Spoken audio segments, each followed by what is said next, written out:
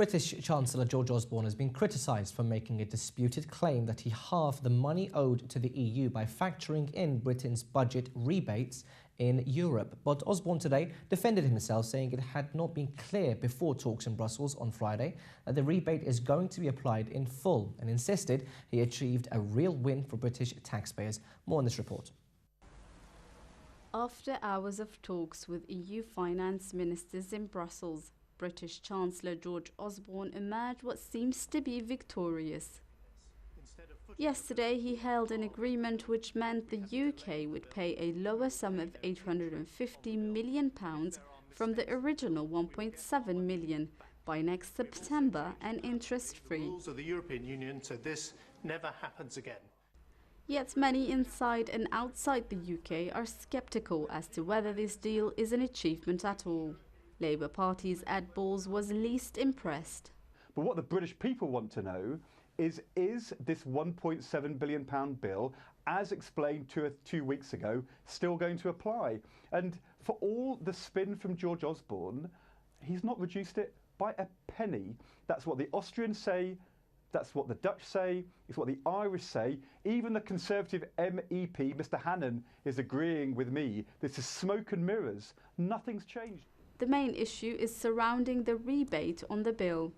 Treasury aides to Osborne admitted that what will happen is that Britain will pay the £850 million while not cashing the £780 million rebate cheque. Many are now criticising Conservatives for this behind-the-scenes accounting that helped mask the conclusion that the full amount would still be paid to Brussels. The rebate was due to be refunded in 2016, but the UK will now receive this money ahead of time, allowing it to claim it's paying less. Dutch Finance Minister Jeroen Dijsselbloem also insisted no discount was given to Cameron's government at all.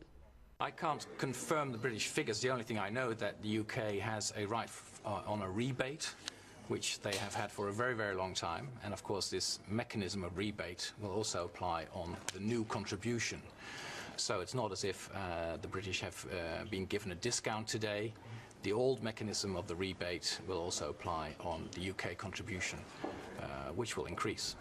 And for her part, EU Commissioner for Budget and Human Resources said delaying the payment would allow the sum to be partially offset by the higher rebate. Adjustments for the UK mean that UK has to pay more, but also that as a result of this increase, the UK rebate will go up.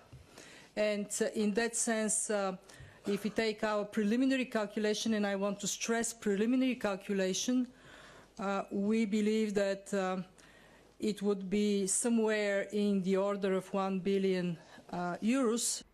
Yet for now, Osborne and Cameron will bask in their glory of seemingly getting their way in Europe. Whether their peers believe them or not is a different matter entirely. We are joined by HANI Ali, a political analyst who joins us from London.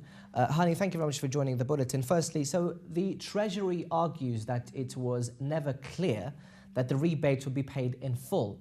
Now, why is Osborne saying this now? Surely not getting the full amount of rebate is an issue in itself.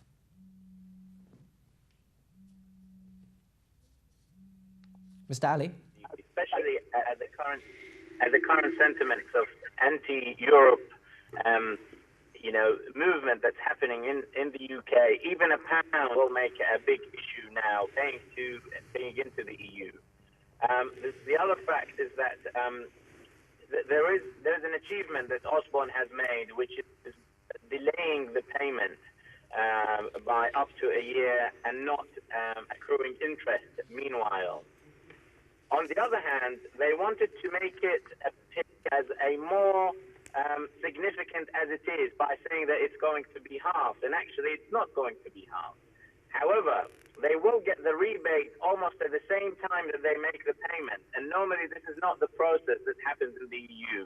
So generally, countries would get the rebate if they are entitled to any rebate, potentially up to a year later, once they have made the But at the end of the day, it was meant to be I think a media stunt, but it failed to pick up, and people, saw through the media game very quickly.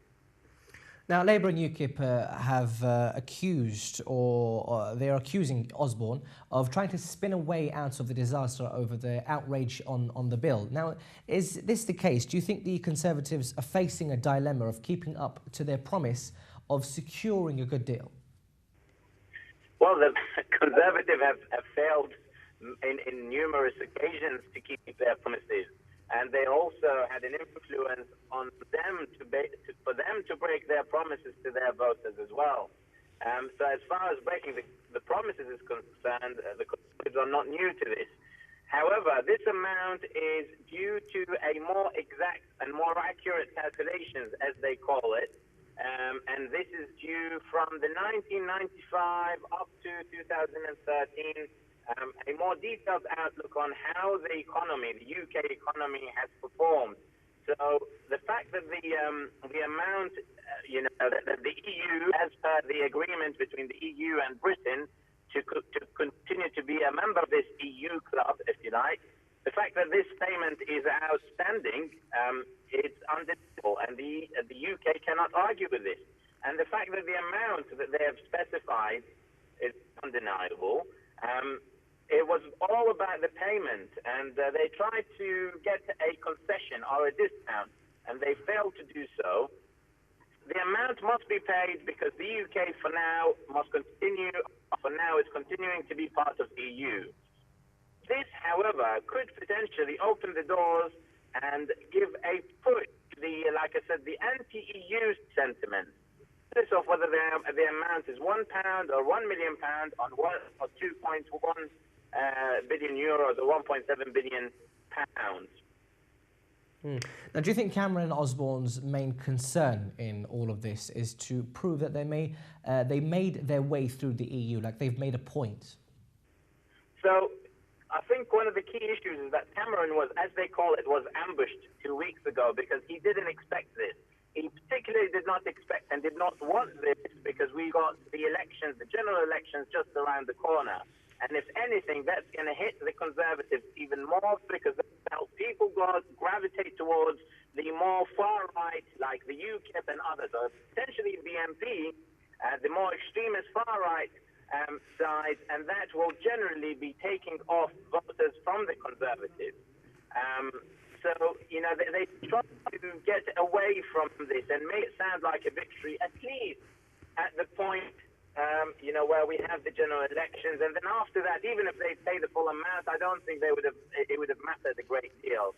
But they tried to play this so that until the general elections, they show themselves as in control, and they've failed miserably. Mr. Ali, we're just going to have to leave it there. HANI Ali, a political analyst from London. Thank you very much for joining us.